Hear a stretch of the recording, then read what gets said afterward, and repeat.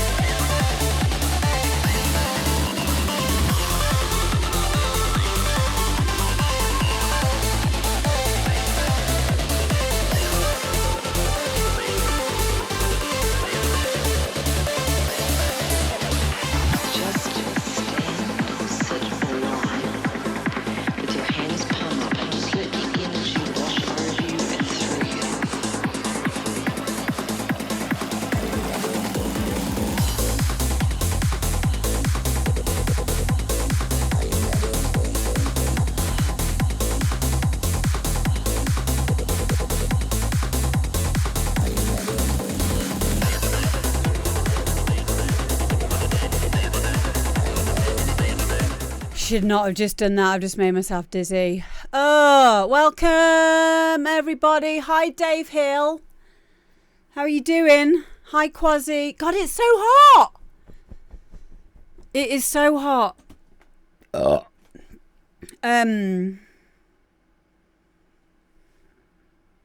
Yeah, hello to Facebook as well. Well, we've gone live on Facebook tonight. Welcome to the demo drop. Yeah.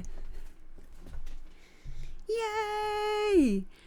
So, hi Boski, hi Control 4. I know I've forgotten something, but I don't know what it is yet. This is too quick. I'm usually not this quick sitting down and starting. Okay, I've remembered. One sec.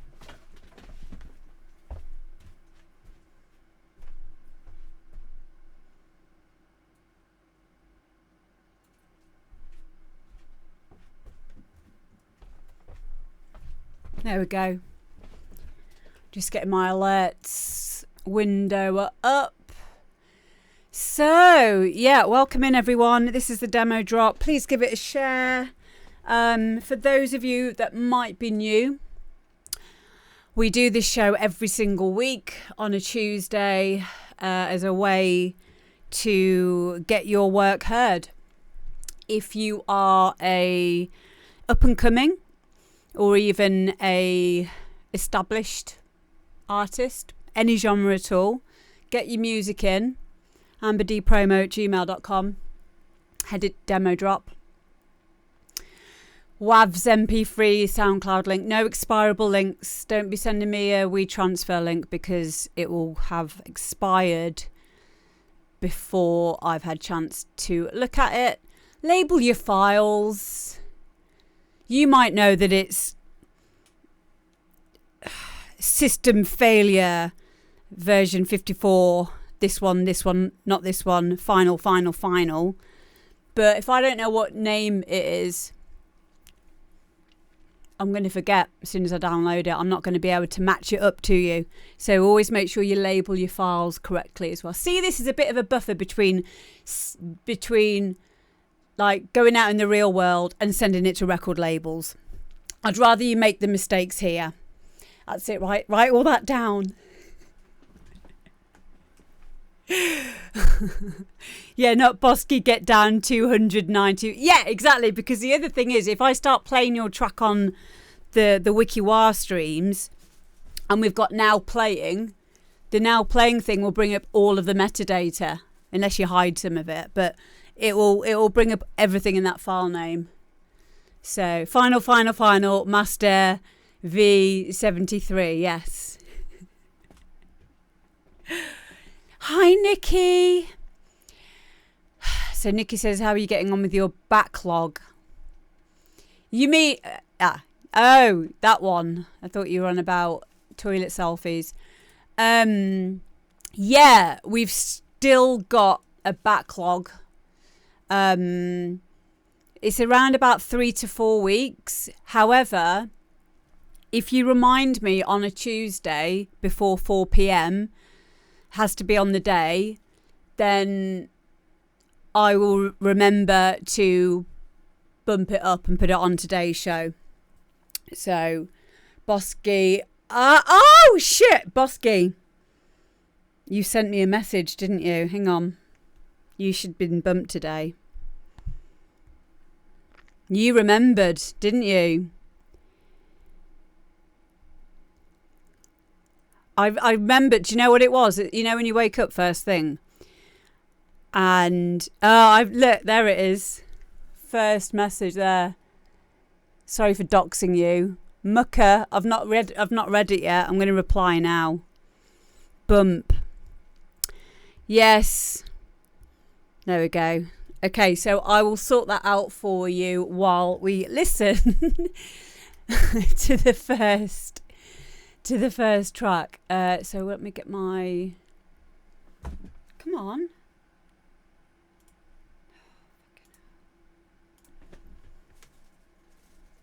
There we are. So I'll get up my email. Just remind me what song it was, Boski. 21st. Okay. Oh, it's all right. I found it. F1-110. Is that the name of the track? Oh, no, that's your record label number, isn't it? It would have been funny because of what we were just talking about. I've got it. Yeah, I've got it. Okay, cool. So, first track today is... I don't know if I want to play this yet because it depends if he's in. Oh, he is in. Okay, first one is Adam Schofield. And this is Free Yourself.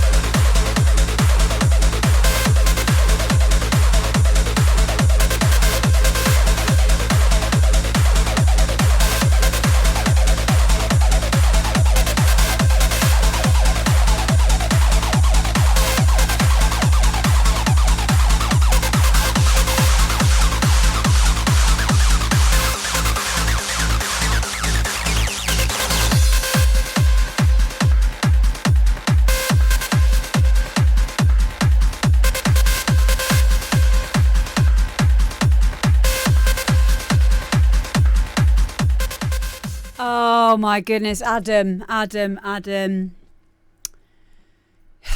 It's amazing.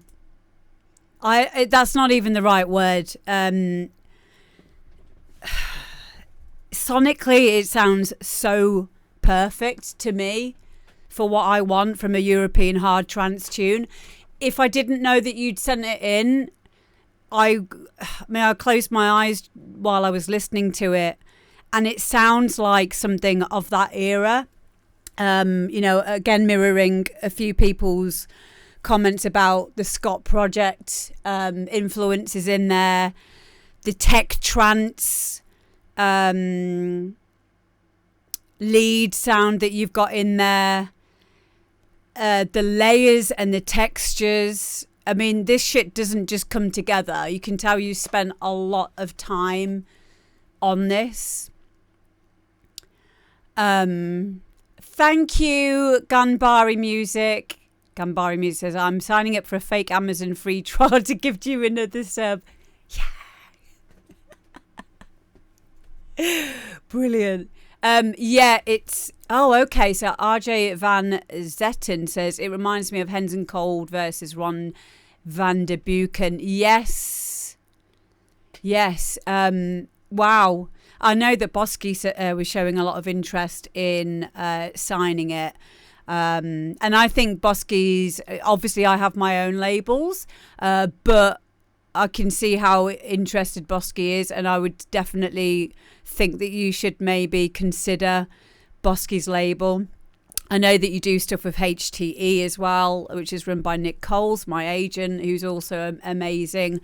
But wow, I just think you can have no problem getting this signed, and it's already signed. Oh, well, good news is, when you're an artist that makes your own music, I mean, there's nothing wrong with using engineers, by the way, nothing wrong at all. You're the creative entity in this, but it's easier when you are producing it yourself, that you can just go and make another one and another one and another one. I'd be really interested to hear how you felt once you'd completed this track. I can imagine that this is the kind of track. I mean, I know this because of I am thinking this because I've heard your previous stuff. So I've heard your improvement over the last 2 years. See, this is the weird... Okay, me and Guy obviously talk about music production all the time in the kitchen, every single day. So we were talking earlier about something that Adam's just written in the chat there. Adam said, I felt that it didn't sound good enough, but we always doubt ourselves. Yeah, so there's a few branches off on this, so I'm going to try not to completely tangent on this, but isn't it weird how our perception of our own music can hinder how we feel about it, because it's sometimes the tracks that we make that we are least impressed with ourselves can sometimes be the ones that people like the most. So there's no kind of correlation between what we think's good and what other people like. But yeah, me and Guy were talking about this in the kitchen today, because we were talking about how some of my viewers and some of my students will compare themselves to other DJs or other producers, as I have done as well, and I have to pull myself away from that. And we were talking about that concept of you should only ever compare yourself to previous versions of yourself.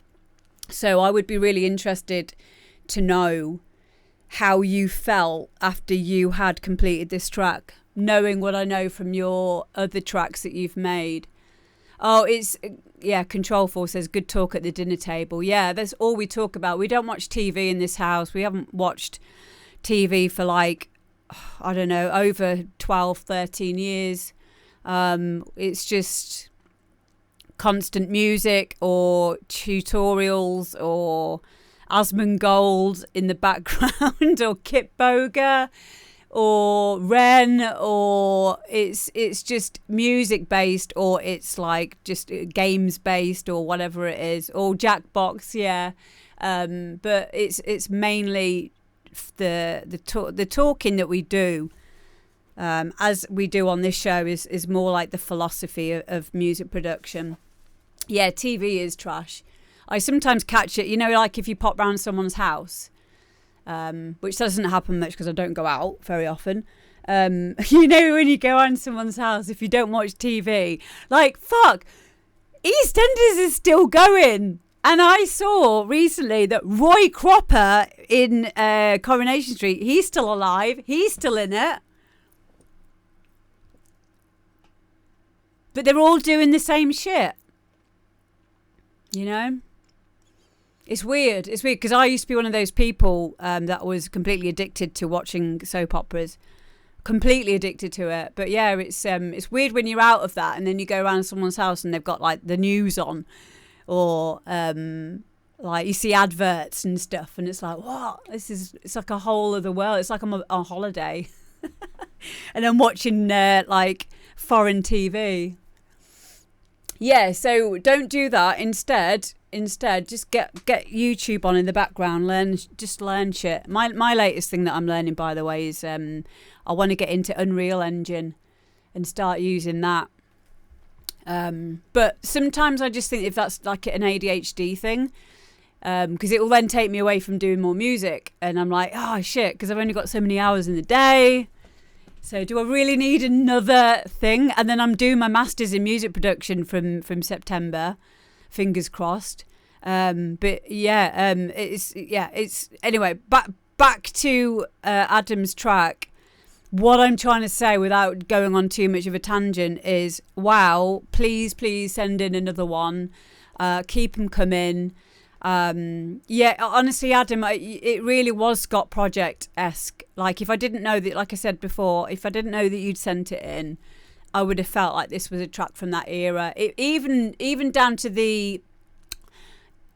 Is it mastered? Yes, it is mastered. Even down to the mastering through SoundCloud, because this was just running off SoundCloud. It sounded like you've made the best of the bottom end as well. It was so clean. It was so clean. Everything that you've got in there is doing its job. So yeah, it's amazing. You have got a tight arse, yes.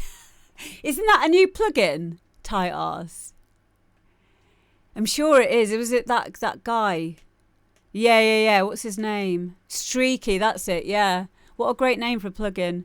But yeah, thank you so much for sending it in, mate. Okay, next up. Oh, okay, so now...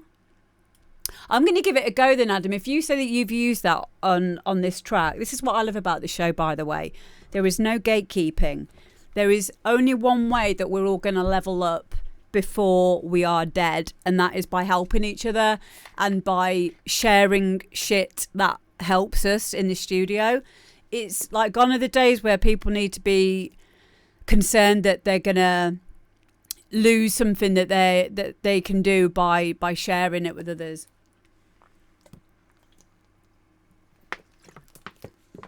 Yeah, I'm gonna give it a go then if you've used it on that track. Next up, we've got a track, a remix of one of my husband's. It's weird saying that now because we're kind of married. Well, civil partnership. So I've started calling him my husband now. It's like, oh, it's my husband. It's my husband. One of his tracks from like 20 odd years ago, Differences. And this is the Zander Club and Pete.M remix. I did find there was another remix that I'm going to see if he wants me to put it on a future show by a guy called Inverse. And he's done a really good remix of it as well. However, this one is, I believe this is a official remix coming out on Tidy. This is by Pete Maxwell, one of my students. And Zander Club, one of my mates. I'm sorry. Okay, so yeah, let's have a little listen.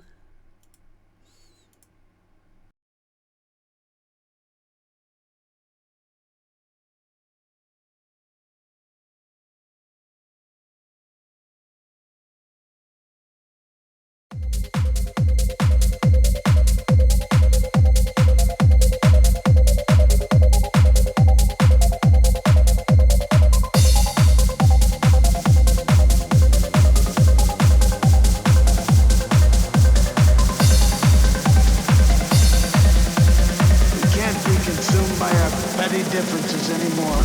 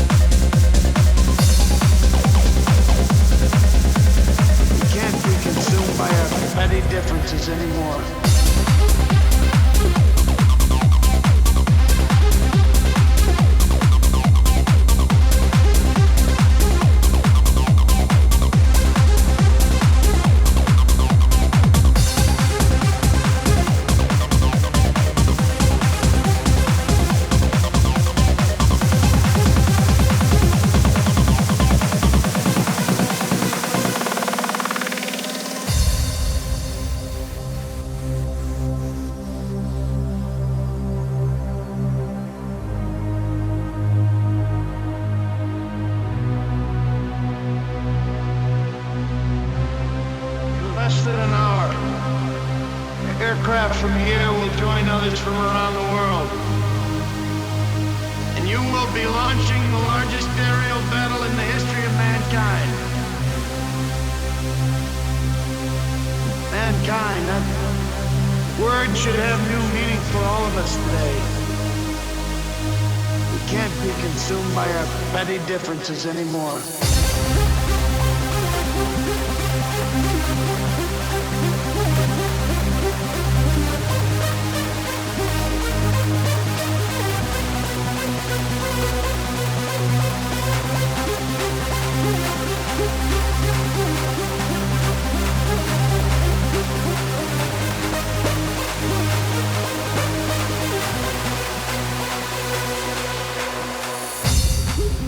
Less than an hour. Aircraft from here will join others from around the world. And you will be launching the largest aerial battle in the history of mankind. Mankind, that word should have new meaning for all of us today. We can't be consumed by our petty differences anymore.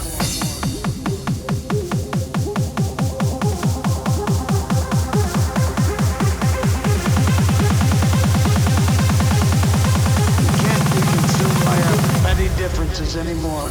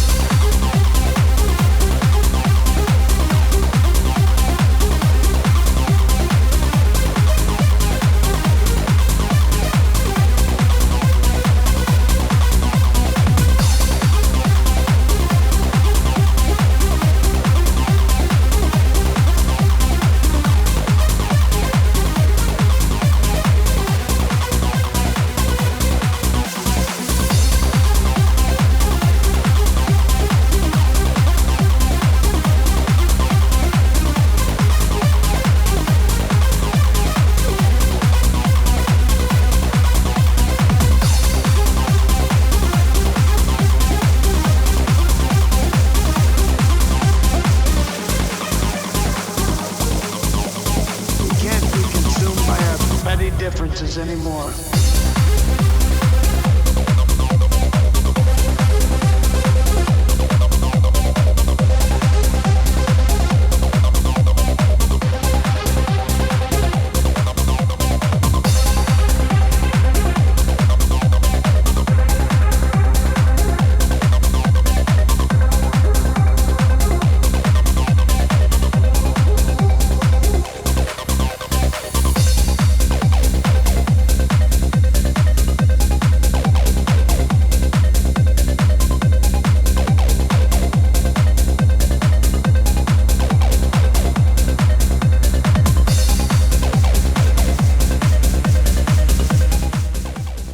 There we go. Guyver Differences, Zander Club and Pete.M remix. Forthcoming, or either forthcoming or it's about out now. I'm not sure if it's out yet on Tidy. Yeah, I like it. I like it a lot. I love Zander Club anyway. And I love Pete's stuff, especially Pete's techno. Again, Pete's one of those. I mean, Zander Club is Alex Powell, who's been going for a long time. I've known him for about 20 years, and worked with him as well. And Pete, his music has just got better and better and better and better over the last 2 or 3 years that he's been sending me stuff. So yeah, it's no surprise to me that, you know, Tidy have picked this up. So that's it. Martin's just mentioned there about the Zander Club plugins. He's given them to me I need to make a review, but I've been so busy that I haven't used it yet. I haven't been in the studio. I haven't made a tune for like 3 weeks. So I need to get back on that horse. God damn it. I'm getting withdrawals. But I have the two. There's 2 plugins, isn't there, that he's done. I'm going to do a track using the plugin for certain stuff. I haven't made anything since November. Well, change that. Come on. You're here to create. That is your job. And only you can create the things that you can create. So that's why you gotta do that shit. Yeah, there's 2 of them. Rave Beast, that's it, and Donk, yeah. So I'm looking forward to it. My expectations are going to be that it's like a little bit like Rave Generator maybe. So I love all those kinds of things. I mean, they're very relevant, and it's nice and easy having a plugin that has it's kind of like a rompler kind of a thing, isn't it? Well, I think Rave Generator 3 is now more like a rompler, whereas before it was more like just like a sample board, really. But hi, Chris. But yeah, I am looking forward to trying out those plugins. And yeah, this track is great. I think it's a really good take on the original. The original, obviously, for those of you that know Guy's music started because he wanted to make trance, but he wasn't very good at it, like 25 years ago. So he made like hard housey trance. And then that became like the style for Tidy 2. In fact, Tidy started the label Tidy 2 for Guy's specific sound, and that's why he was kind of like it's like a hybrid, isn't it, of like the UK sound and the stuff that he was influenced by at the time, like Marco V, Scott Project, all of that kind of European stuff. So Guy is too modest. He really is. But that's the thing. I think when you're that secure in yourself musically, because like you got to remember, for someone like Guy and many artists, our music is intrinsically linked to us as a human being. So although I understand and I appreciate that some people can just make music and it not really be tied in on a deep level like that, I've certainly felt that my personal journey, and I know Guy's personal journey, especially through his mental health and being sectioned, was all down to this ability to express yourself through your music. So more common in blokes, I should think, than it is in more female people, would be like, you know, like the ability to express emotion, or maybe even more accurate than that, suppressing emotion. But for Guy, he used to do that a lot. As a lot of you will know, we're both of us very open with our mental health journeys. But he would express himself very well through music, through sound design, through, you know, and that journey from where he was and the stuff that he's making now, all of that is a parallel journey in self-discovery. So, but it doesn't have to be that deep. It doesn't. Apparently it doesn't. I'm like, what? Shit. Some people can just make music and be like absolutely fine, you know, mentally, in every other way. But yeah, for some of us, it's like, you just got to do it. Otherwise you'll go mental again. Don't get captured. But yeah, it's really nice to see that track still being like recreated and remixed, and it's so nice that there's so much love for Guy in the scene, because he does deserve it. He's awesome. It's always an interesting conversation with Guy. I'm very, very lucky I get to speak to him every single day of my life, and I don't waste that opportunity. I'm constantly talking to him about music. So, has Guy heard this remix? Good question. Yes, he has. I played it to him yesterday because I couldn't remember if he'd made a track called Differences. He thought I was taking the piss because I was like, have you made a track called Differences? Because I knew he had, but I'm so bad with names, and my random access memory is not the best. Working memory is not the best sometimes, although that is a belief system as well in itself. And he was like, yeah, and then I was like, okay, and so I did show it to him, and then he showed me the inversed remix as well from one of his students. So yeah, I remember his old tutorials on TSSN. What's that? What's TSSN? I don't know what that is.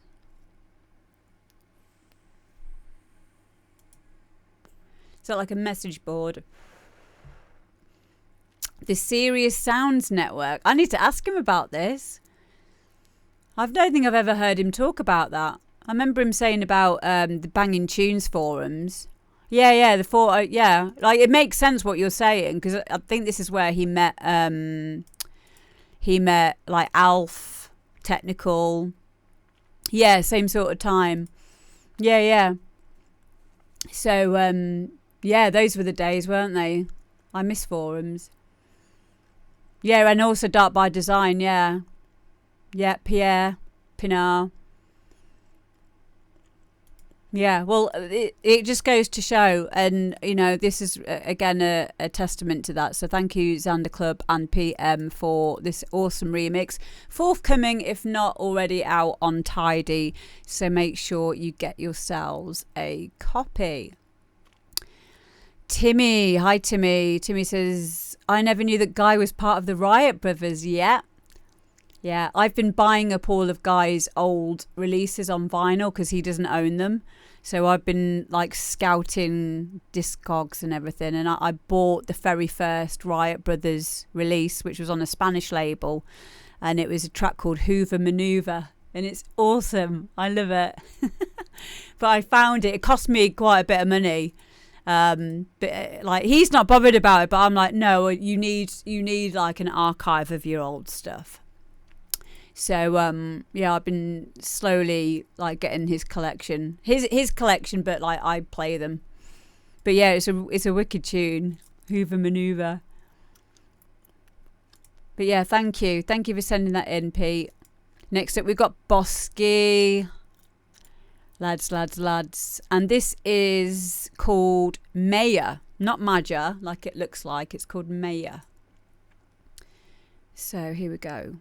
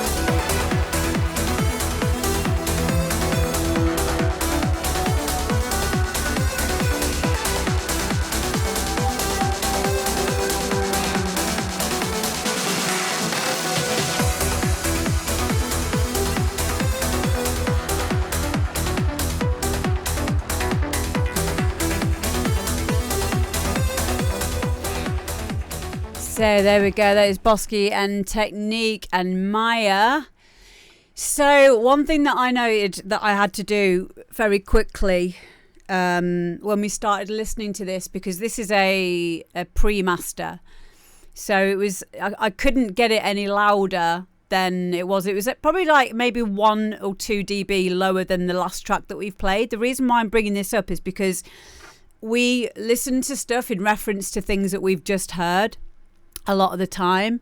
And that last track that we heard was already mastered. So at first I was like, oh, there's something wrong with the mix down. And then my ears got used to it. And then I reminded myself, no, this is a pre-master. And this might be something that's applicable for one of you guys to think about when you're listening to your own music that is not yet finished. If you've just like rendered out a whip work in progress and listened to it, if you then start listening to a reference track that you've put in your project or something else that has been mastered, you're going to get a incorrect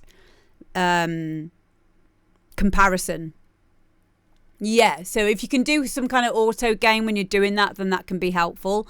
Or what Boski probably should do in future, if you're sending me a pre-master, is just normalize it again for me, just so I don't have to then work through my cognitive dissonance of it literally just being less loud than the last track.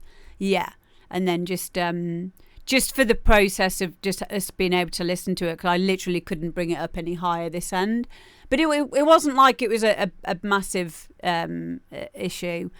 And also it's nice to hear a track where it hasn't been limited, and isn't clipping or whatever. So yeah, so that's the number one thing.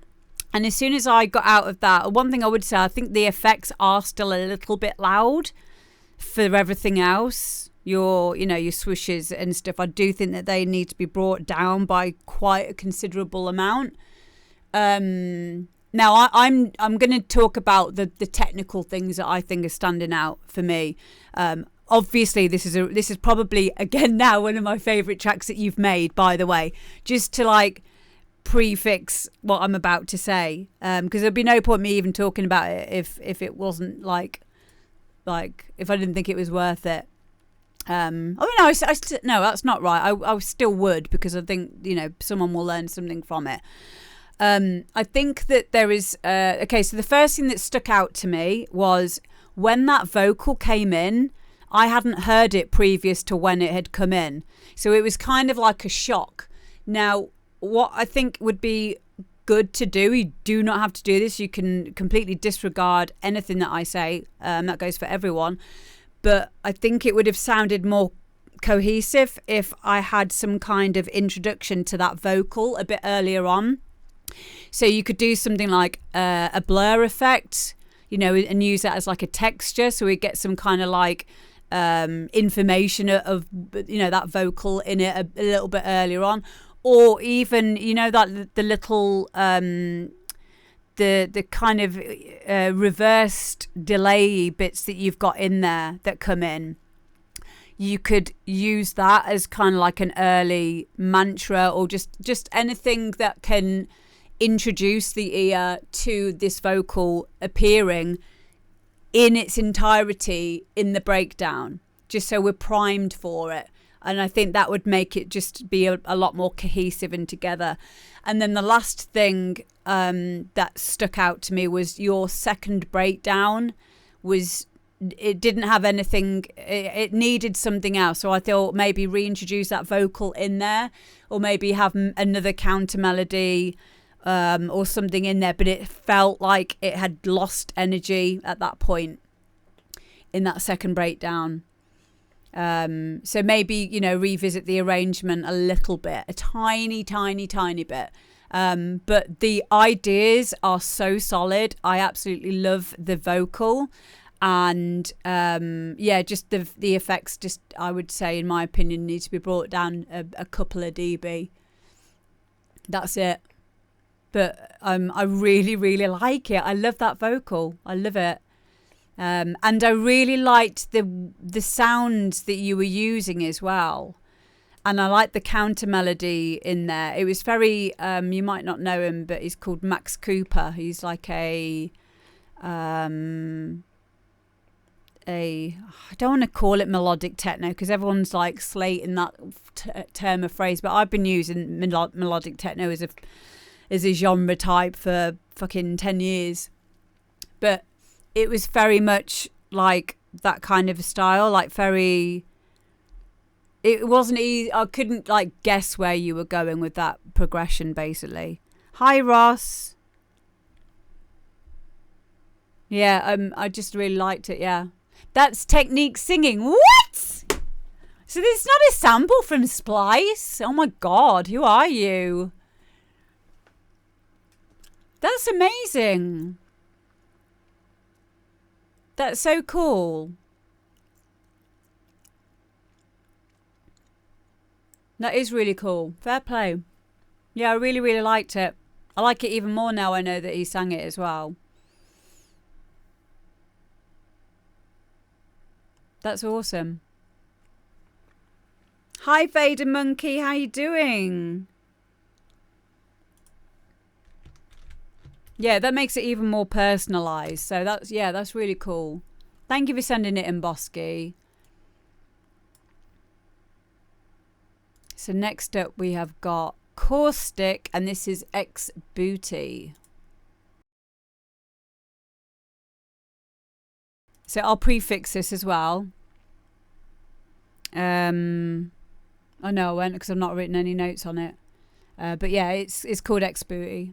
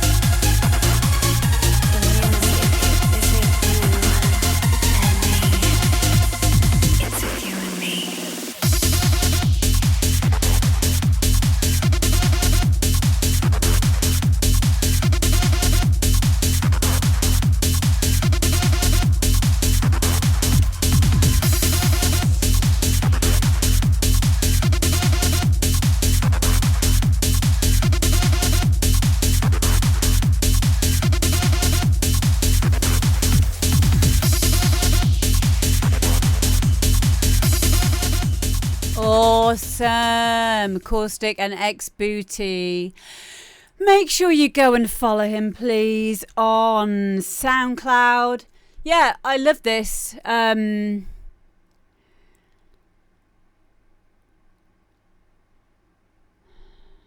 It was exciting.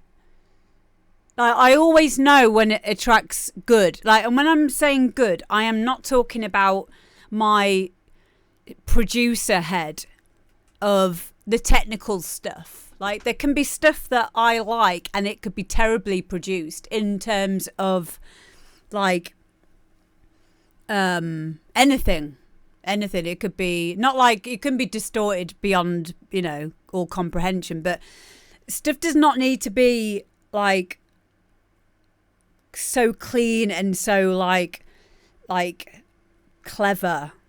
Because sometimes you can have really, really well-made tracks that don't go anywhere or don't have any like energy, or they don't have any like emotion or expression, and this had all of that, and it was a well-made hard house tune as well. Yeah, so for me, what I was listening out for was the way that it was making me feel and how it was expressing energy. So like the and like the question and the answering. You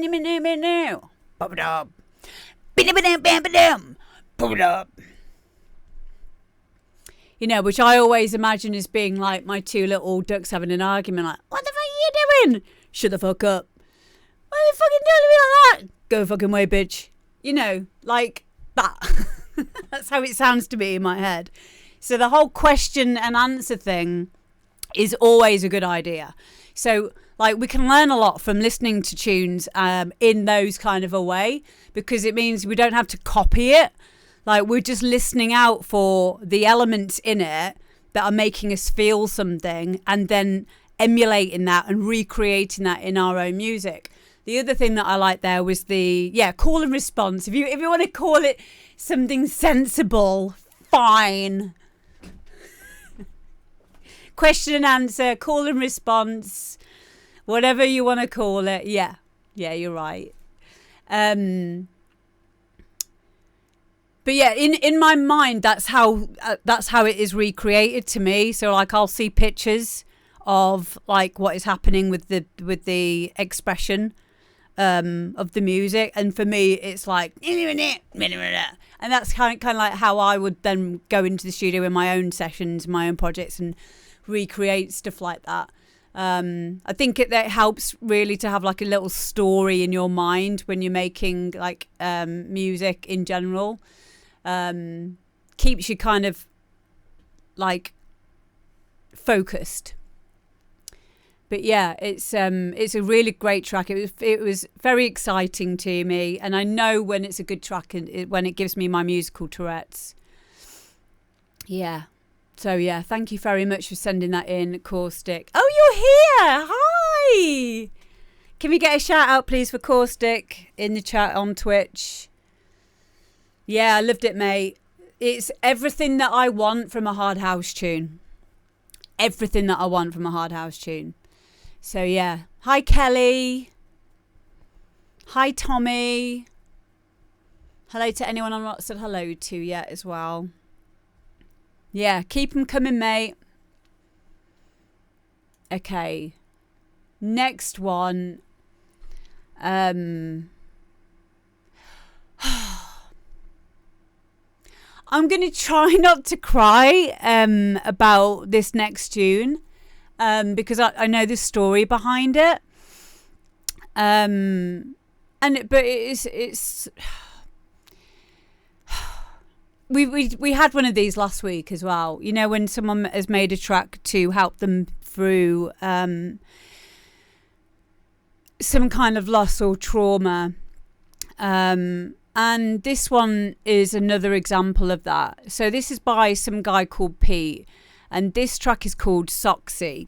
And Soxy, so I'm just going to write what he wrote in his email. He wrote, "Here is my very first attempt at a hard house tune.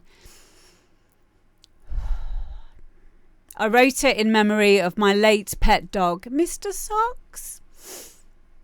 I consider it to be a fun, happy and joyful tune, just like him and everything he brought to me. Hopefully I've done him justice.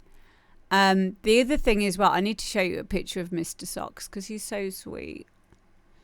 Let me just grab this photo.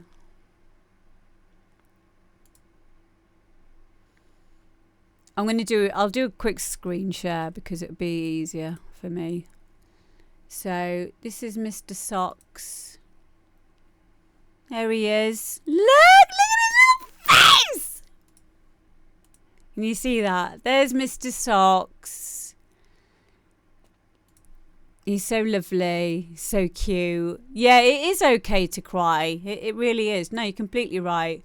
But I don't think it's going to be helpful for the show if I'm crying. I'll probably cry while this is playing though. But yeah, you're right. It's absolutely okay to cry. So this is, and I love this song as well. It's really, really cute. And I'm so happy that you sent it in, Pete. So yeah, here is Soxy.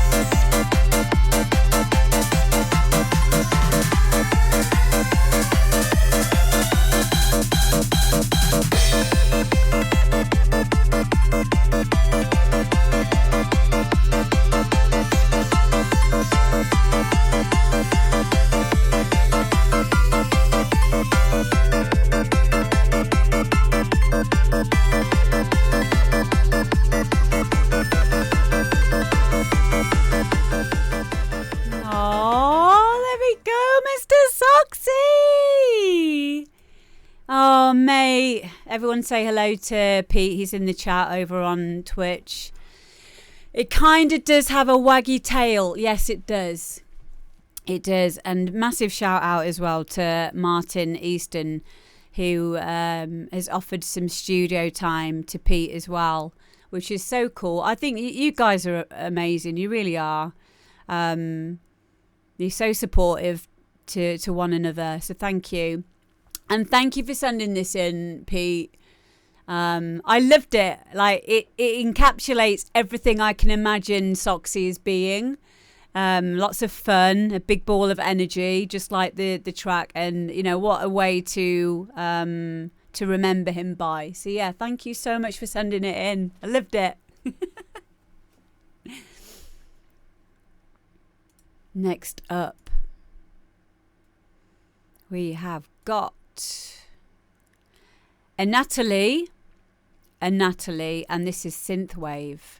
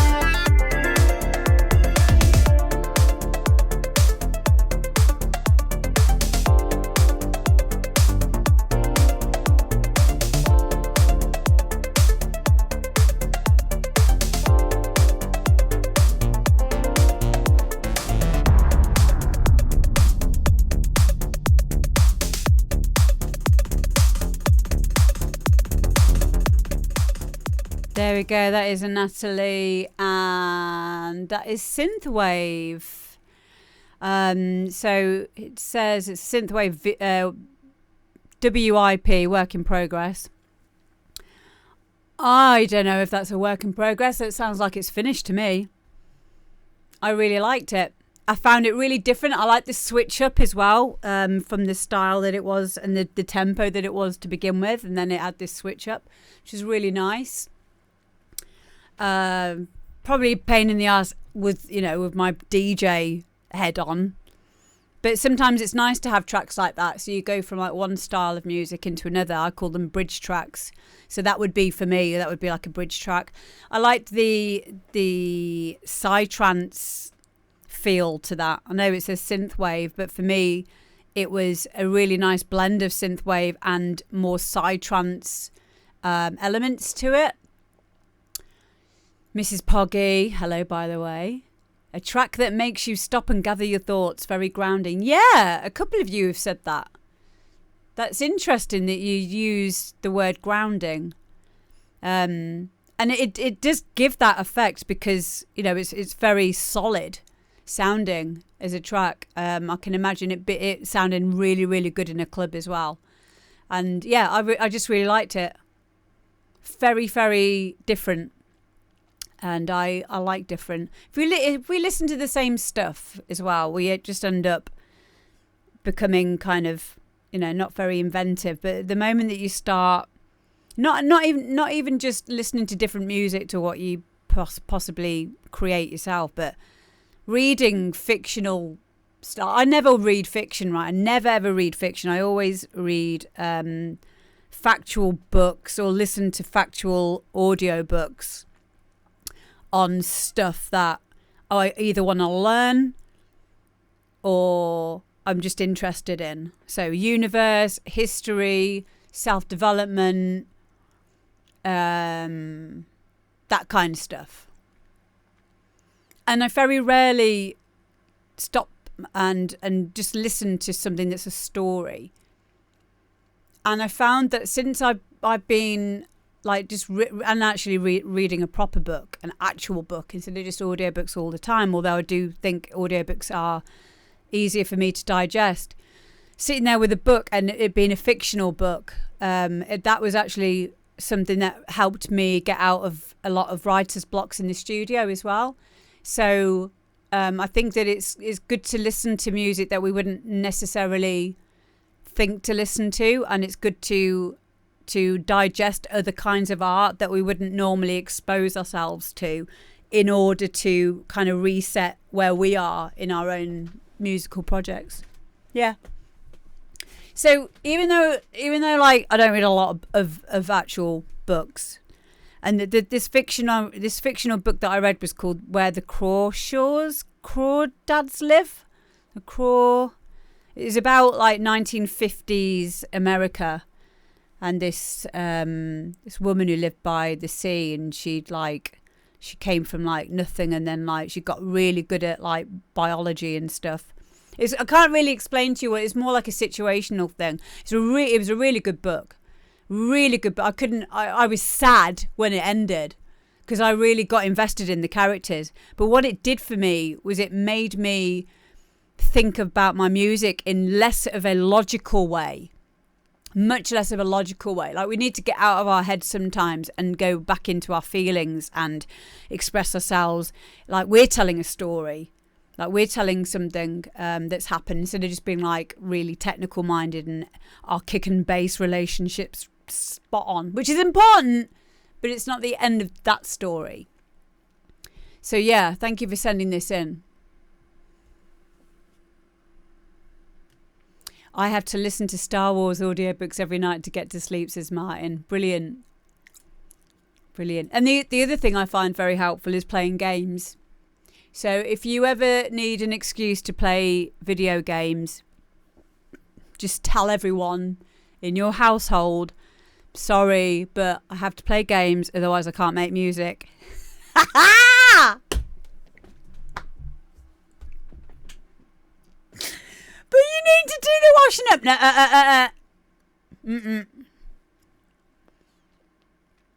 No, Level 49 on Power World right now.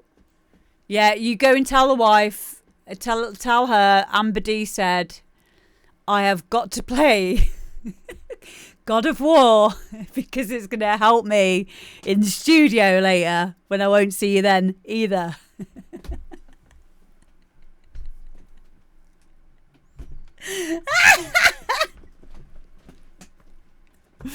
Fuck's sake. It's funny because it's true. Okay. Pal World. Yes, Richie, this is a new game that you haven't heard me talk about before. I actually have got a little bit bored of Pal World. I know I said it. So at the moment, do you know what I think I might do? I think I might go back and play Hogwarts Legacy again, but on the PC. And I've started to play... What's it called? It's a game. It's a game where you are discovering things. This is... Oh, God. What's the game called? Come on. It's a game where it's really good. It's an adventure game, and you're like you're a thief, but you don't thief anymore. You're now like a discoverer of old artifacts.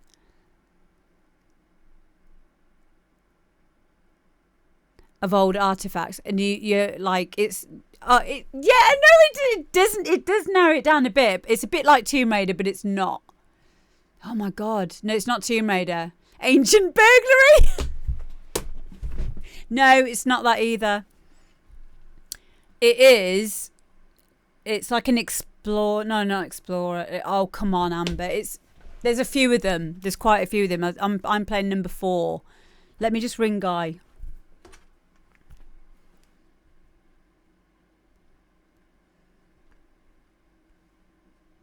Honestly, you need to play it.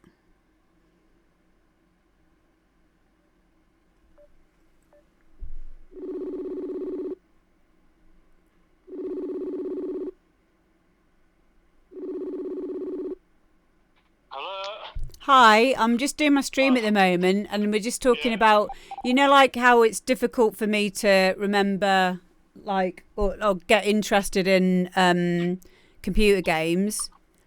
Yeah. What's that new one that I like that I've been playing? What's what? What's the new one that I've been playing? What, Slay the Spire or Uncharted? Uncharted. Thank you. Speak to you in a bit. No worries, bye. Bye. It's called Uncharted, silly. And there's another one called Slay the Spire. Yeah, it's brilliant. It's amazing. I love it. Yeah, Uncharted. Uncharted 4. So yeah, back to what we were saying. Playing computer games can really help you to get out of the real world, like, mindset, and because you want to be a bit delusional as an artist. It's important. I'm glad that I remembered that. Oh, I didn't really remember. I'm glad I was reminded of what it was, because you lot weren't getting it. Next, we have got Healy and Leroy.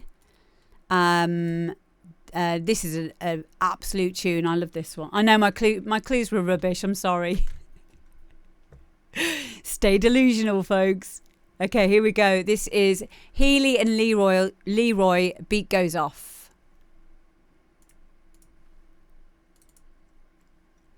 I need a wee as well, so I'm going to go for a wee while this is on quickly.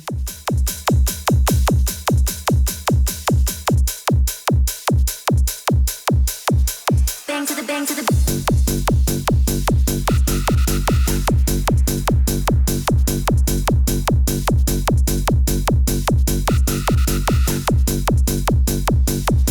bang to the bang to the beat goes off. Beat goes off. Bang to the bang to the beat goes off. Beat goes off. Bang to the bang to the beat goes off. Beat goes off. When the beat goes off, beat goes off. When the beat goes off, beat goes off. When the beat goes off, we bang to the beat goes off, beat goes off. When the beat goes off, beat goes off. When the beat goes off, beat goes off. When the beat goes off, we bang to the beat goes off, beat goes off. off, when the beat goes off, beat goes off, when the beat goes off, beat goes off, when the beat goes off, we bang to the bang to the bang to the bang to the bang to the bang to the bang to the bang to the bang to the bang to the bang. Beat goes off, we bang to the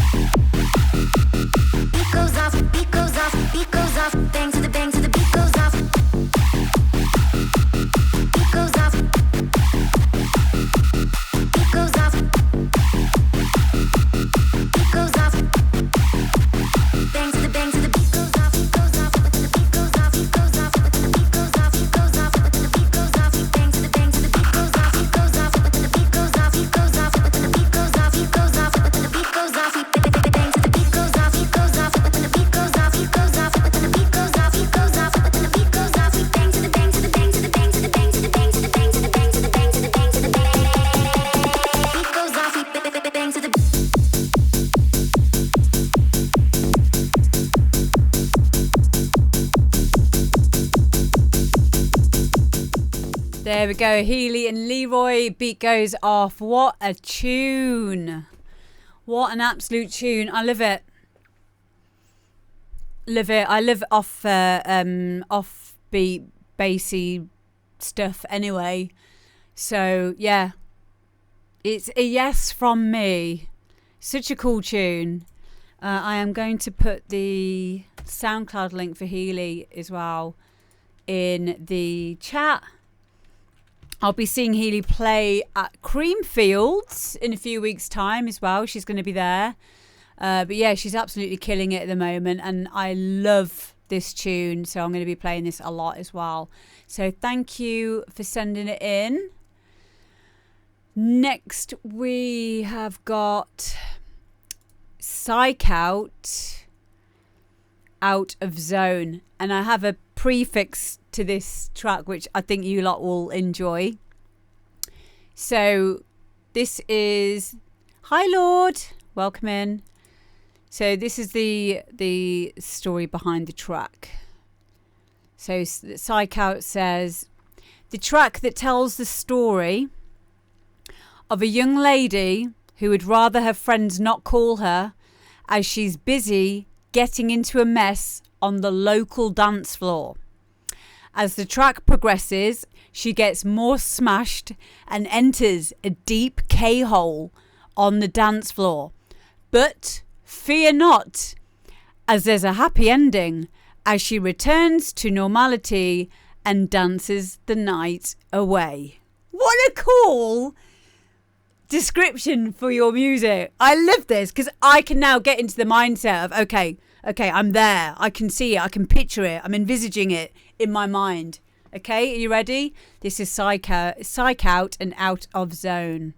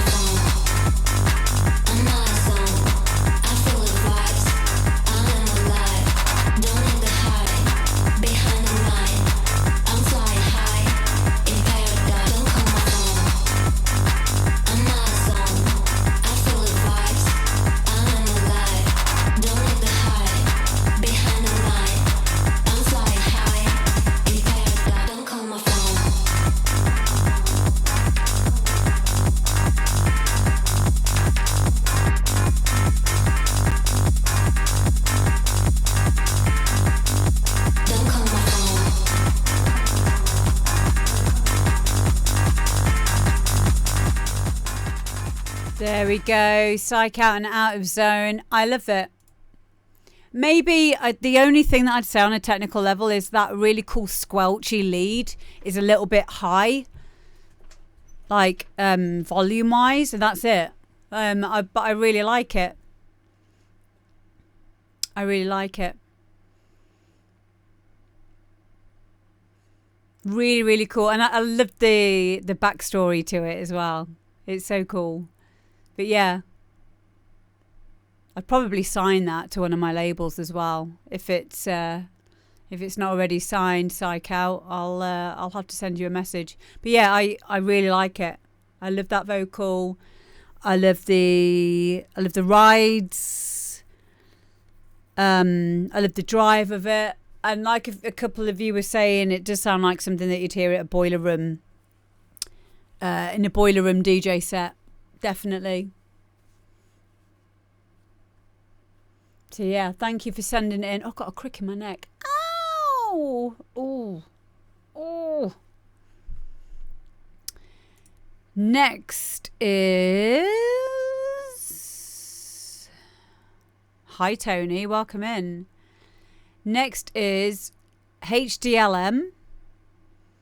This is a track from someone that I met at a gig in June. Yes, Kelly, if you can rub my shoulders, please. Thank you. And it is a track that samples... You remember Star Trekking Across the Universe? There's Klingons on the starboard bound. Yeah, how cool. I was like, oh my God, why haven't I thought that before? It's such a good idea. So HDLM has made a remix. Well, I wouldn't even call it a remix, but he's made it his own. It's not really more of a remix. It's like everyone's going to go now and go and make their own Star Trekking like hard house tune. Do it, please do, and then send it over to me so I can listen to them. Like it's such an obvious thing to remix. I'm just like, why haven't I thought of doing that? It's such a me tune. But so HDLM has actually gone and done this. I would call this an original track that has sampled parts of it, because it's definitely there's a lot of work that's gone into this. So here we go.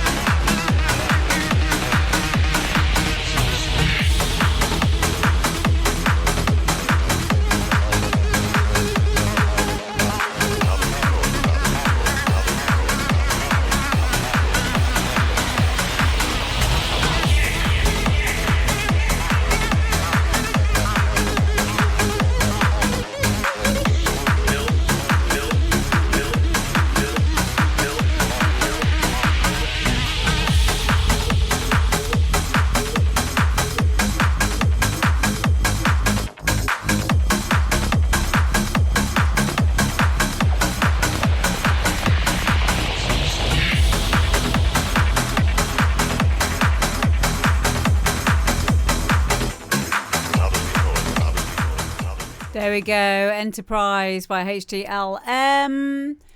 How cool is that? Do you know what? I kind of wish now that I didn't preempt that one by telling you where the samples were from to see if you could guess.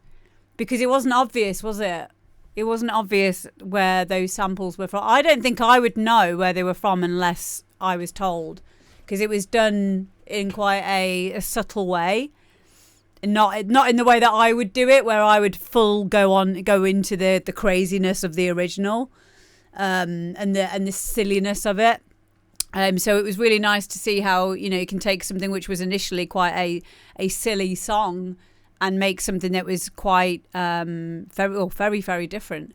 So it kind of had a bit of a feel of like Wizards of the Sonic to me.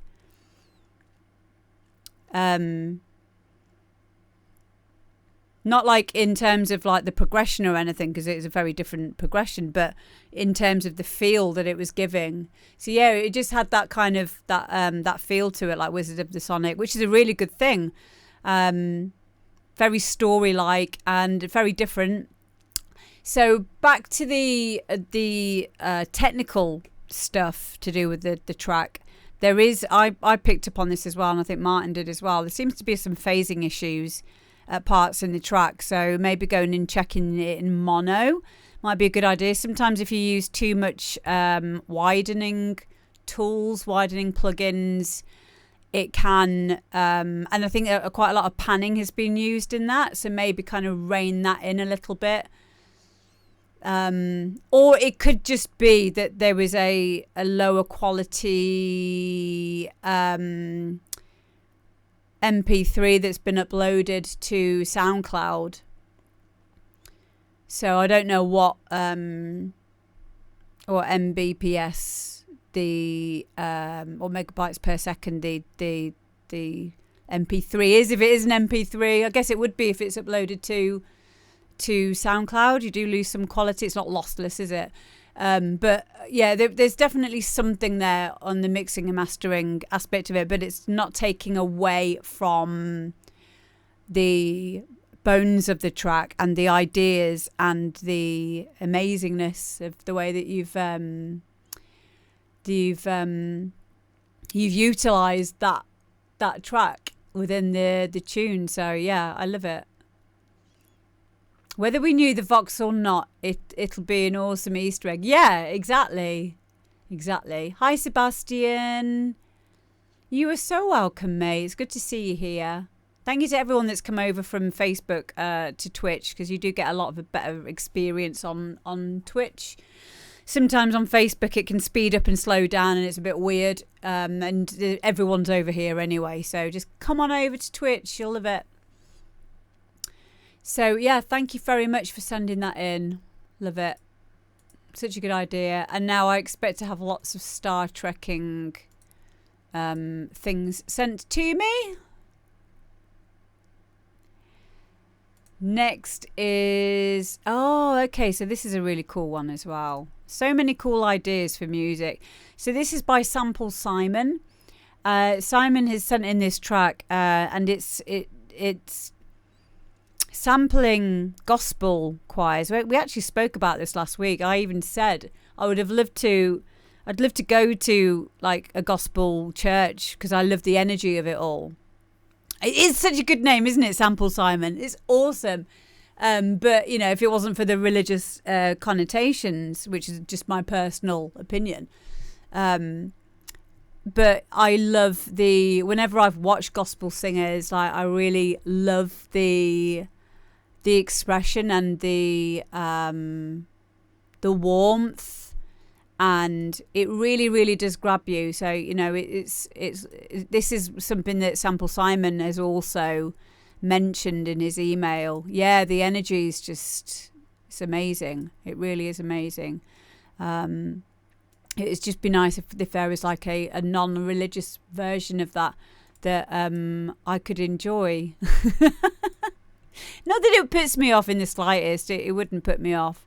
But yeah, maybe I will. If I did find a gospel choir church around here, I absolutely would go, because I just think they're amazing.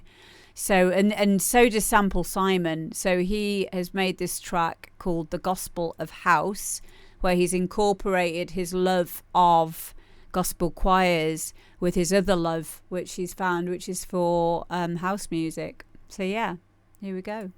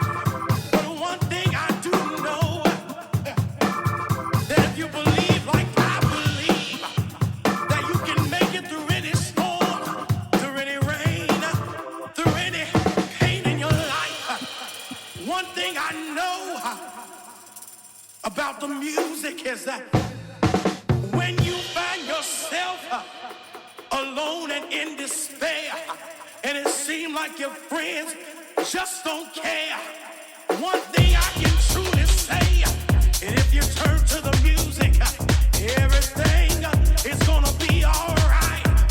And if you believe me, say yeah, yeah, yeah, yeah. In the beginning he created a groove, and with this groove he made us move, and it set our souls free. House was a way of life, and it made you reach out and raise your hands in the air to rejoice and sing a song of love, sing a song of peace, sing a song of happiness. House was our light of day, and it shone on our souls. 3 o'clock in the morning, on and on and on and on and on. House was our release, house was our sanctuary, house was our prayer. Can you feel it like I feel it? Is there something feeling good in your soul?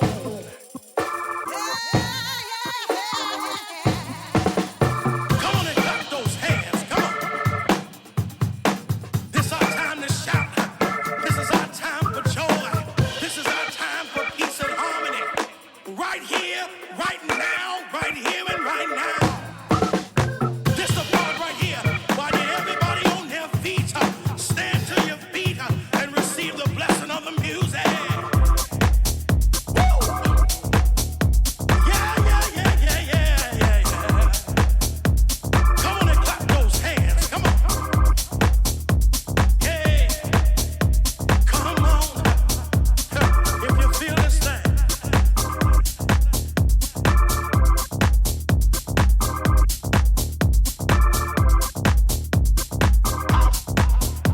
Woo!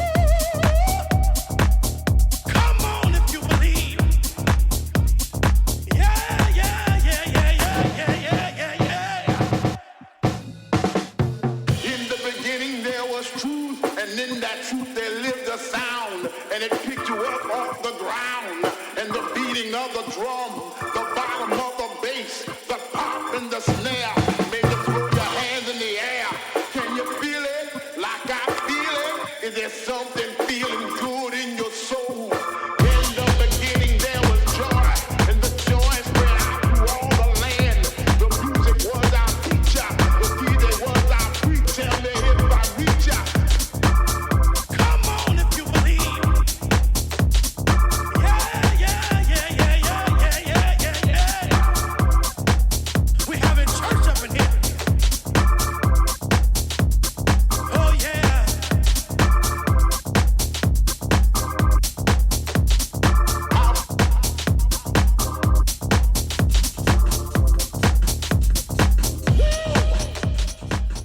How cool is that?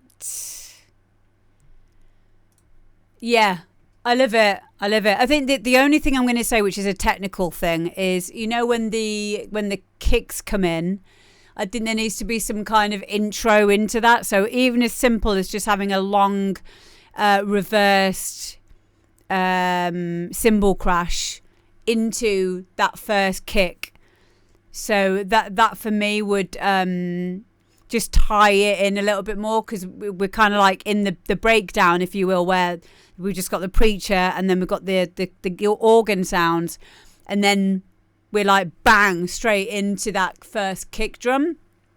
So either having a snare roll or some kind of like reverse into it, some kind of like, you know, transitional element in there to again prime us for the next part of or a drum fill or something like that. That's the only thing. That's the only thing, and that happens twice in there. You know, at the when the kick comes in on what we would normally call the drop. That's it. But the rest of it, just keep it as it is. Live it. Live it, live it, live it. Thank you so much, Sample Simon, for sending that in. Next is Jomarkho, and this is called Too Many Cables.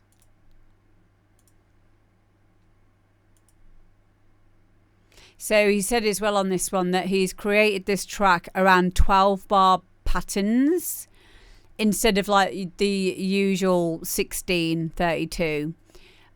So yeah, just to say what he said in his email. Here we go.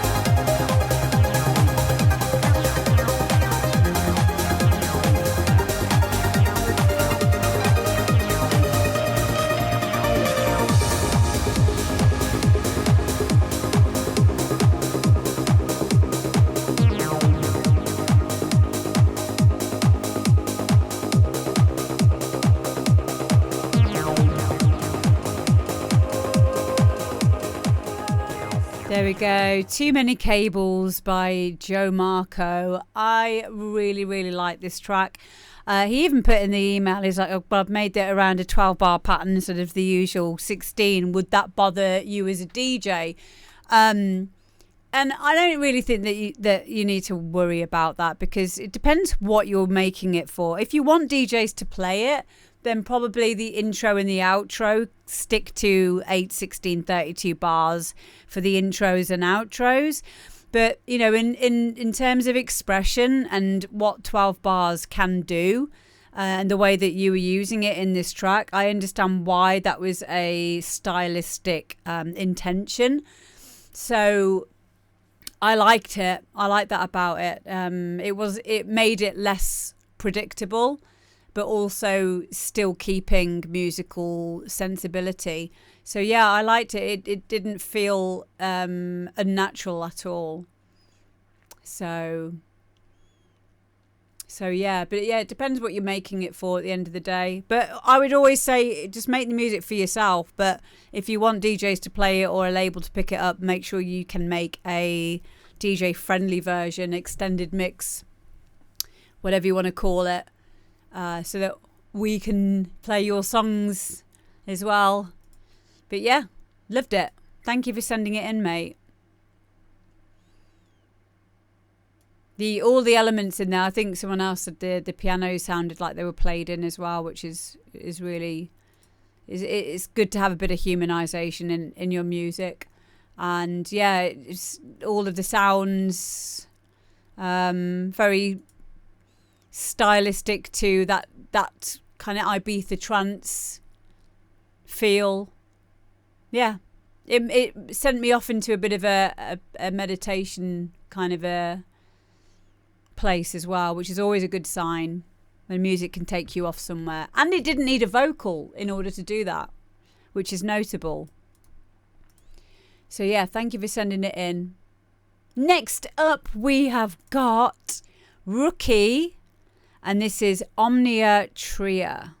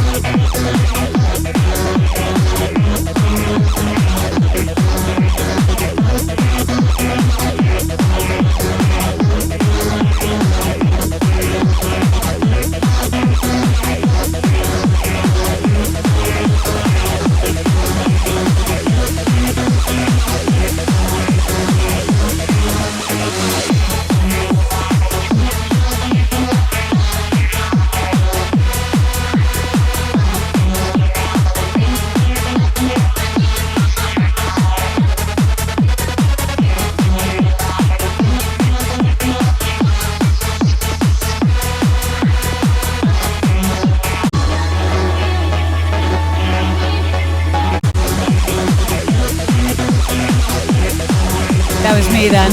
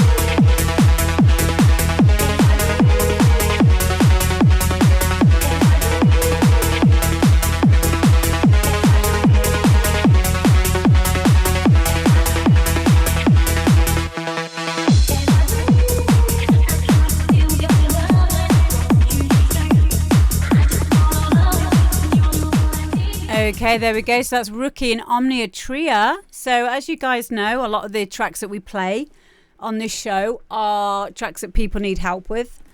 And I would say that this falls into that category. I think that it has some very good elements to it. It just needs a little bit of finishing touches and it needs a little bit of tidying up. So there are a few areas where this track needs, and I'm talking from this in terms of technical things that, because you say in the SoundCloud thing, new self-engineered track that is open to signing for the right label, ?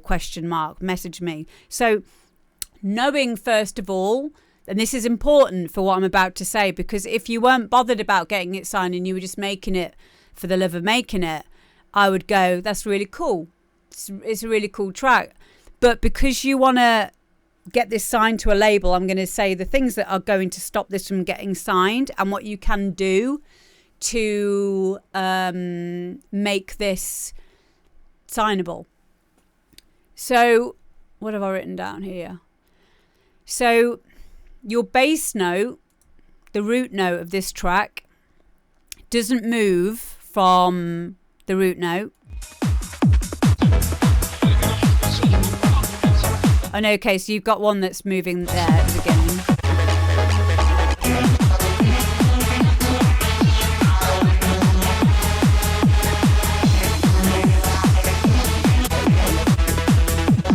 Okay, so ignore that. It does move around, but it doesn't move around all of the time. So that's one area where the progression is going to, or the melodies around that bass progression are going to be dictated to the notes that you are using in your bass line. Your bass line is fine. The notes that you're using all work in terms of that scale.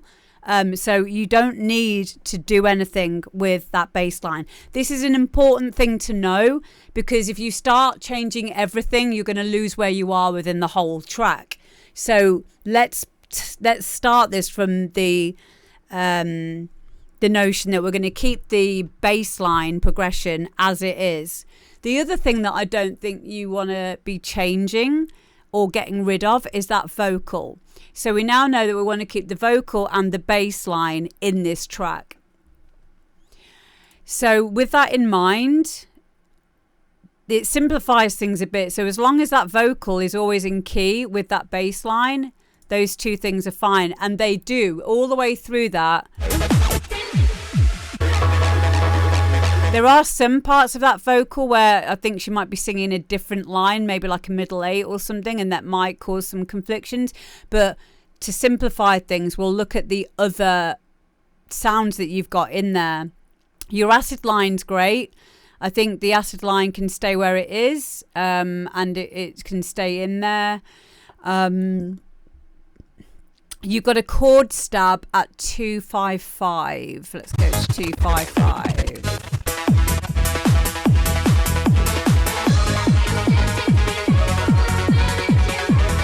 So this...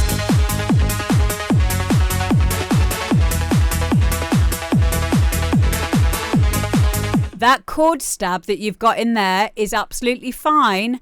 However, the third note on that chord needs to come down one semitone, because the one that you've got, or it needs to resolve. So there's no resolve on this.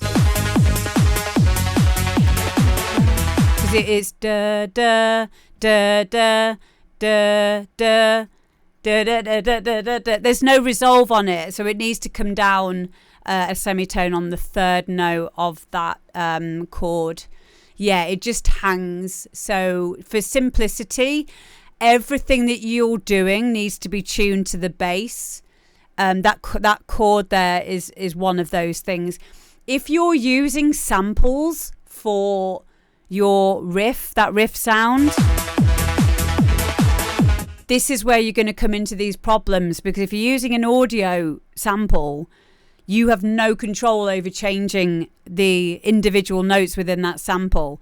If this is a synth, this is going to be a nice, easy thing for you to be able to fix. Next thing. The extra melodies aren't working with the bass root note. I've put keep the bass and the vocal and the acid. Maybe use a nice pad or a lead instead. Yep. 550. There's an offbeat sound that's part of the melody that needs to resolve or come down a semitone. Let's have a listen to that. 550.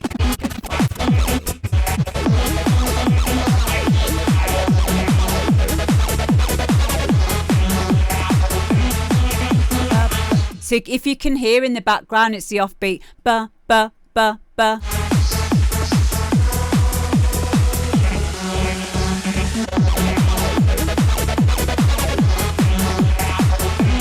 Ba, ba, ba, ba. It needs to come ba, ba, ba, ba. It's on ba. It needs to come down one semitone again. Ba, ba.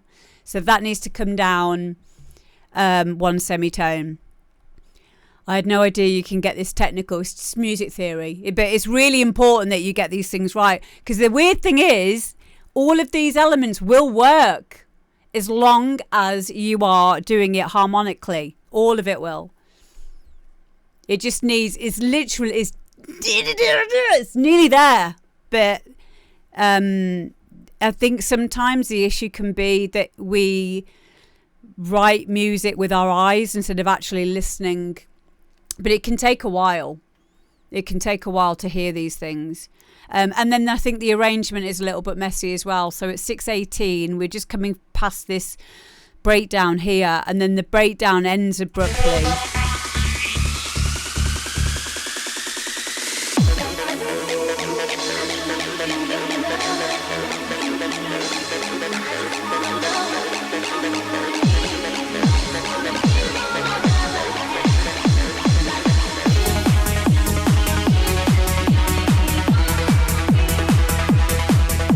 So yeah, it's just a little bit of an arrangement issue there as well. But if you just spend a little bit of time now understanding the circle of fifths, looking at the root note that the track's in, whatever your bass line is in, the thing that can throw people off as well is if a vocal or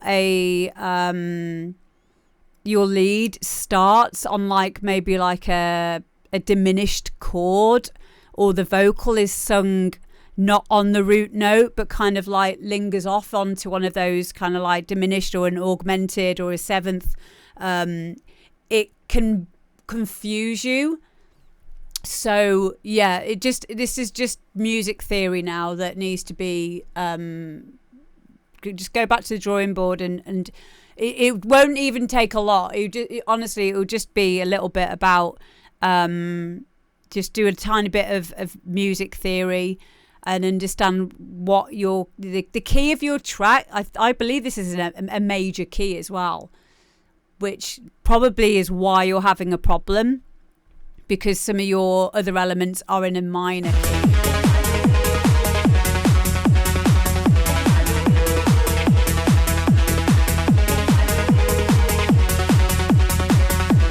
So those bits are fine.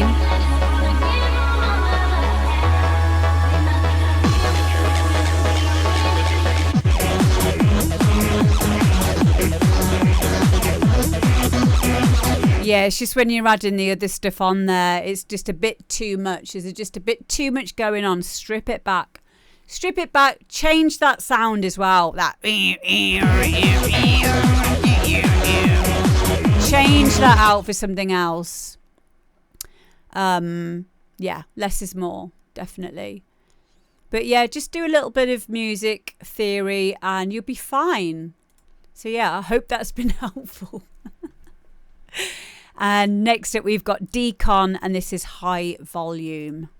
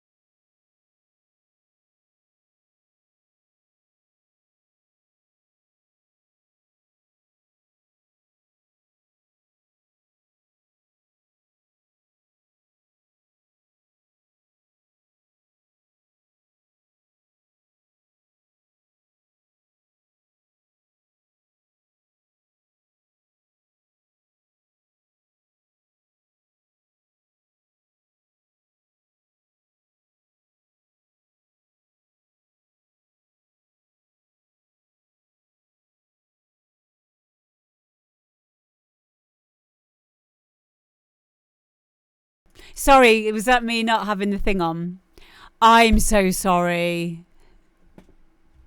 Yeah, yeah, I might have muted my mic too early. Yeah, I was going to play you Decon's track, but it looks like he's taken it down.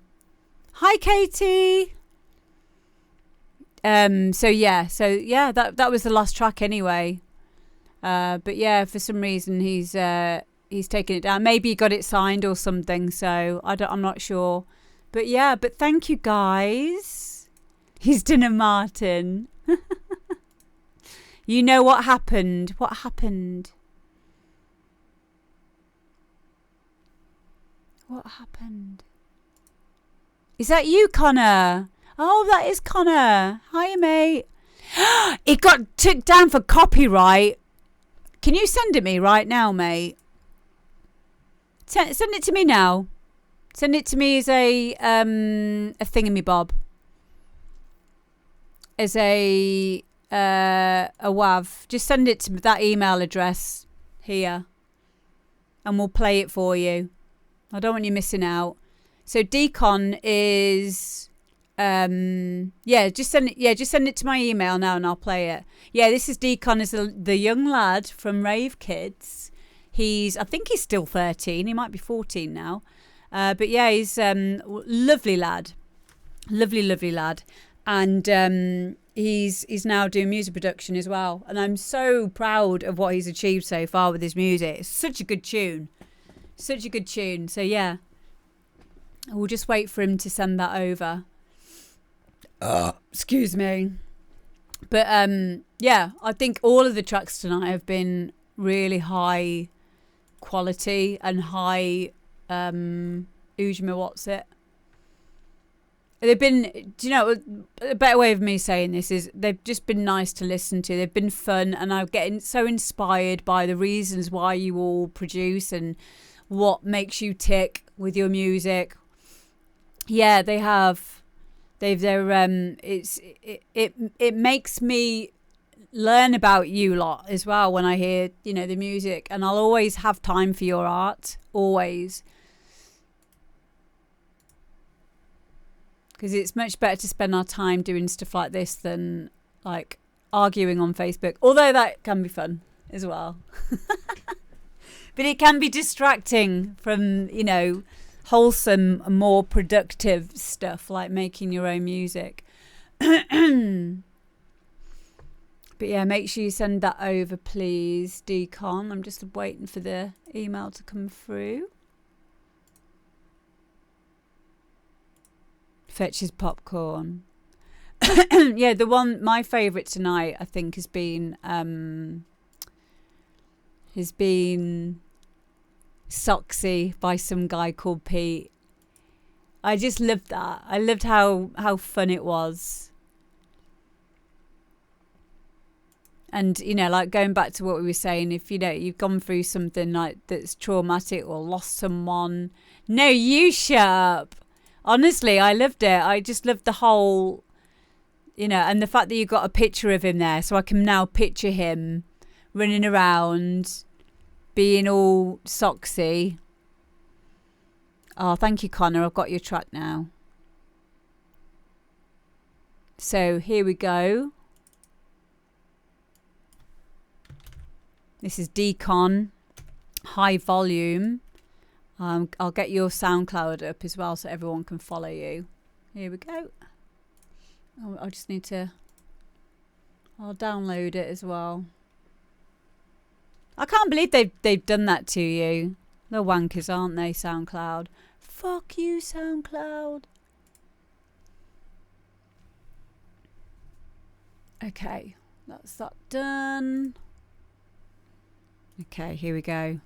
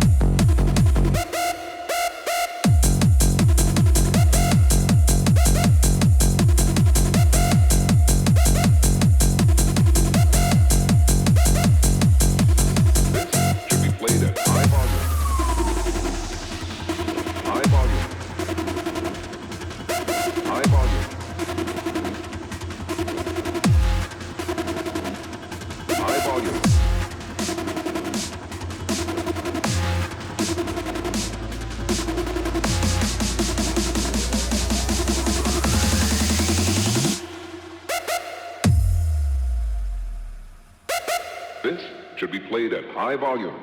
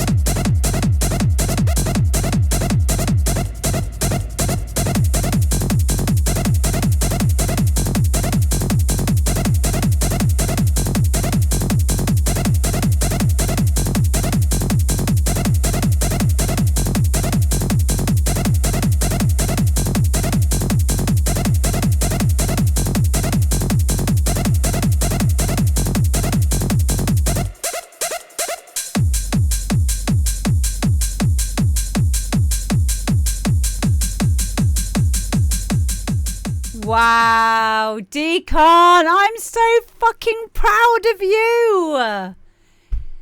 Oh, mate. Amazing. Amazing. I'm glad I saw you in the chat, actually, because I didn't know that you were in here. Yeah, I'm really, really glad that I saw that so that we could play this tune, because I didn't want you missing out. It was heavy. Yeah. Really, really nice. Nice switch ups. Nice change of the kick drums in there. Keeping up the energy. Keeping it interesting. So coming to the issue that you're going to have, because there's nothing I'm going to talk about here technically at all. Maybe one thing. No, not even that. I'm just looking at the length of the track. The length of the track's fine. In 4 minutes, or just over 4 minutes, which is fine for this style. So let's talk about the problem that you've had there with SoundCloud taking this down. I'm going to assume that it's because of the vocal. So the vocal, this should be played at high volume. I know that vocal. I've heard that a million times on stuff. So if it is that, then don't waste this track. Have this as a, you could either do it as a free, no you can't because it's been taken down off SoundCloud. So you could put it on Bandcamp, I guess, and do it that way, or you could just have it for your own sets, or even simpler, just take that vocal out and add something else. Thank you, Vader Monkey. Thank you. Because that's a signable track. And I wouldn't want you missing out getting that track signed. I spent all my money on my door. £500 it cost me. What door did you get? Did you get Ableton, I'm guessing? You should have been able to get money off if you were at school. Well, that might just be for college. Oh, are you in he's in an advert at the moment. We'll wait.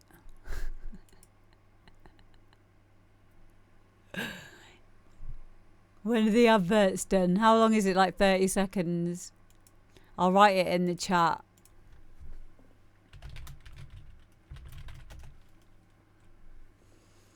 That vocal is on an old Dr. Dre track. Is that where it originates from? Crazy. You can't be having 5. You can't be having 5 adverts in a row. That's impossible. I set it at the lowest it can be.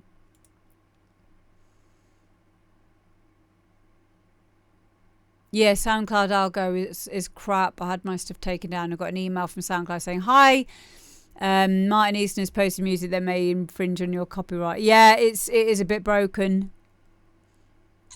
Can get rents to own doors on Splice. Yep. I'm keen to know what door Connor's using. Richie B lives his sausage fattener.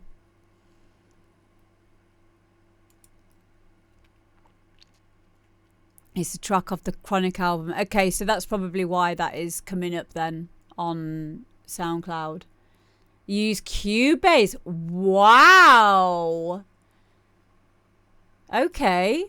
Interesting. It's that's fine. Like if you're enjoying using it, then I mean I started on Cubase about 20 years ago. Cubase 5.2 VST, didn't even have an audio pool. We used to rewire it with something called Reason for the NN19 sampler. But yeah, Cubase is a solid DAW.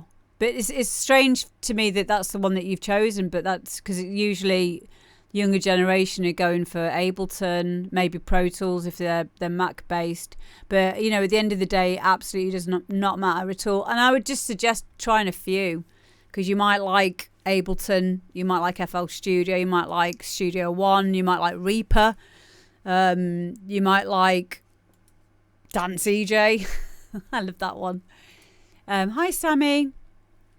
But yeah, they're all pretty much, they all do the same thing at the end of the day. But some of them can be a little bit cheaper than others. But yeah, I think that's great. Yeah, it is. It's whatever works for you, babe, at the end of the day. But it's really cool that you've said Cubase, because it's kind of like, you know, with it's a bit like default browsers. So like a default browser is like on a Windows PC would be, well, it used to be Internet Explorer, didn't it? Internet Explorer.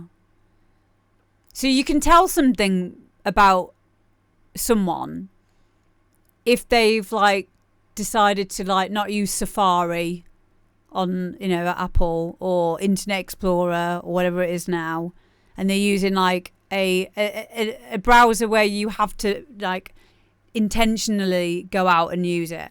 And that's kind of the same with the idea of like where I'm thinking with you using Cubase over the default one that I would assume most people will go to, which would these days be Ableton. And I like that for you. I was getting taught of a guy called James Allen. I know James Allen. I know him very well. Yeah, I've done a track with him years ago. And Cubase is amazing. So yeah, I assumed that it would be because you were shown it by someone who knows what they're doing. And I think that's a great reason. I really do. Yeah, definitely. And you can trust what James says. Cakewalk, Sonar. Nice. Nice. God, we're showing our age now, aren't we? I wonder if they'll, I'm sure there will be, but won't it be exciting to see like what next doors there will be, you know, for music production. What I love about Ableton, and I don't use Ableton hardly ever anymore, but I can use it and have made it to make music, but I learned how to use it at university. But what I really like about it is the ability to, the very quick way of like the Max for Live devices and stuff that you can make. Like I had to make my own devices in Max for Live as part of my last uni, my BA Honours, as one of the modules. And it's got stuff in it that I think is very user friendly and workflow friendly. And I think that that's only going to get better and better. But I do see the change. Like you can do the same in FL Studio. We have Patcher in there. We've had Patcher for years. I think it used to be called Flowstone before that, where you can just make your own VSTs almost. Well, you can make your own like patches. So you can do more stuff than just putting everything into a rack onto a channel in the mixer. And I love that you can do that. But there's even more. There's ones that let you get even more. What's the one that the guy who I watch, he does a lot of viral.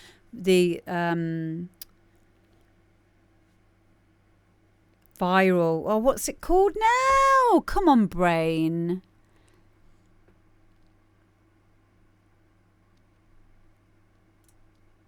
What's the other one where you can, I think it's kind of like Reaper, but it's not Reaper.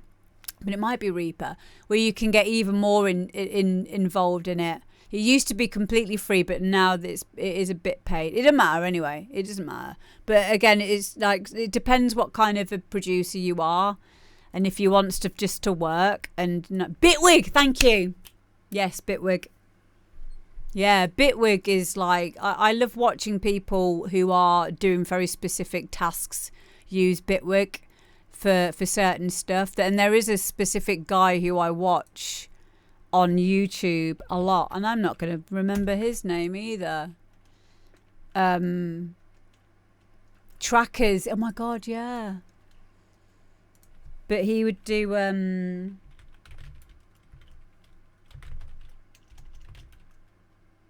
yeah, Vital. He does a lot of Vital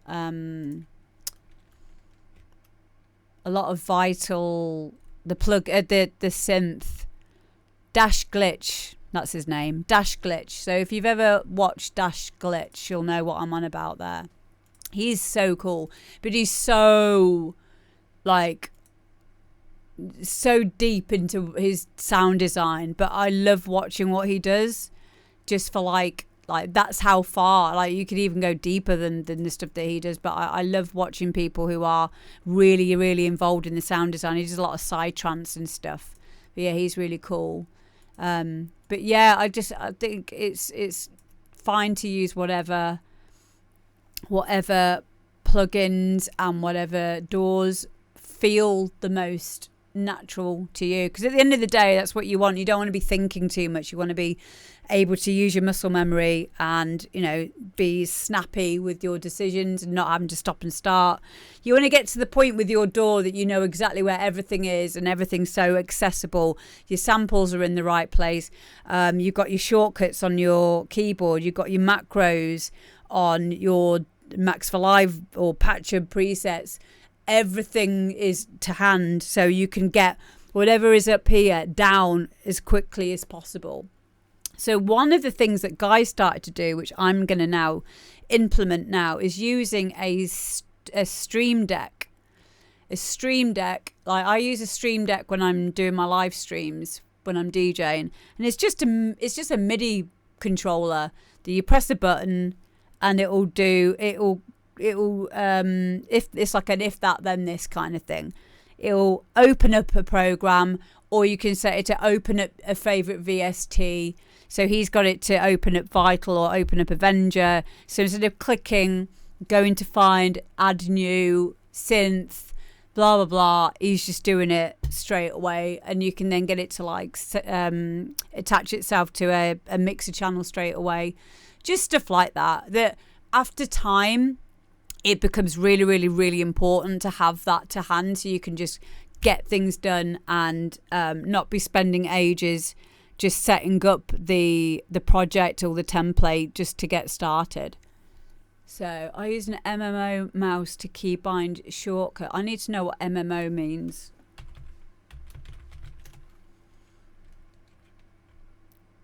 What does MMO mean? I can see I've got one of these mice. Oh, does it just mean it's got macros on it? I can see a few here. Let me just show you what I'm looking at. Yeah, so like I had one, the M1 I think it's called, Logitech M1. But yeah, things like this are well helpful. So yeah, just put all your shortcuts onto one of those. Oh, look at that! Let's get one of these. Whee. Come on then. Go on it. Oh, look at them. Look, you could call someone on this one. It's got all the numbers. All the numbers you need. It goes up to 12. Yeah, I like these. Good idea. But yeah, anything that you can do like that will save a lot of time, and it will make you feel more inclined to get in the studio and do stuff if you're not having to do repetitive stuff all the time. We should do a stream on this at some point actually, and go through templates and the good things, the pros and the cons to using templates, because sometimes using a template can get you stuck like not really thinking outside the box as well. So what was that, Dean? I got one of those MMO mice. Been handy for being only able to use one hand. There you go. Exactly. So it's accessibility. Trackball ones. Yeah, Guy uses a trackball one where it's like he moves he moves his thumb. I tried using one. He's actually got my old one because I could not get on with it at all. Didn't find it easy. But yeah, if you can get your I'll call my grandma with that one. If you can find ways that are just going to make your life easier, please do. I've got a keyboard that's got, this is so dusty by the way, don't judge me. Look. Look at that. But we've got these, see here. It's got G1, G2 down this side here. These. So I can assign those to stuff if I want to open stuff out. But using a Stream Deck is really cool because you've got a visual display there. You can put the picture of the synth or whatever it is that you want to do, what you want to open with it. I think that's really cool. Yeah, this was a Christmas present from Guy. Yay! Because I don't want flowers and chocolates. I just want studio gear, computer stuff. He even bought my graphics card for me when he did his last album. Yeah, I don't want shoes. I just want I want an RTX 4070, please. If anyone wants, and a DSLR camera. That's what I want. Yes, Fat Man. Yes. That's what I want next. I'm nearly there. We're saving it for it slowly. But yeah, thank you guys. Richie, yes. Knobs to twiddle. Don't tell me that, Dean. Don't tell me that. RTX 4070 Amazon sales. No, I want to get I need to get the DLSR. I need to get my mirrorless camera. That's going to be my next thing to get. I'm still rocking a 2070 Super, which I've had for years now, and it's still doing me fine. But yeah, but thank you guys. I'm going to raid out. I'm going to go and what do I need to do? I need to do my radio show because I'm not here at the weekend. I'll be at the Secret Garden party,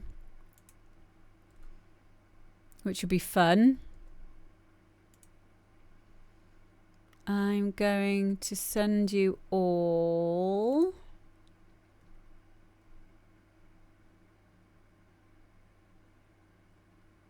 to DJ Risk Ray. That's where we're going. And yeah, I'll see you. Oh, will I see you? I don't know if I'm going to see you now. I might see you on Thursday if I get all my shit done.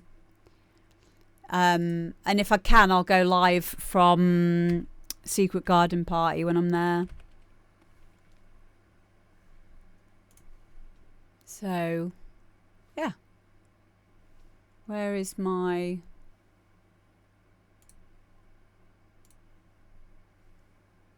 There I am. Okay, raid.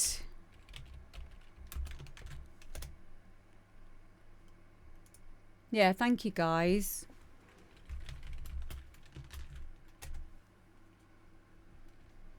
And I'll, yeah, maybe see you on Thingamabob on Thursday. Bye, Fat Man. Bye, Dean. Bye, everyone.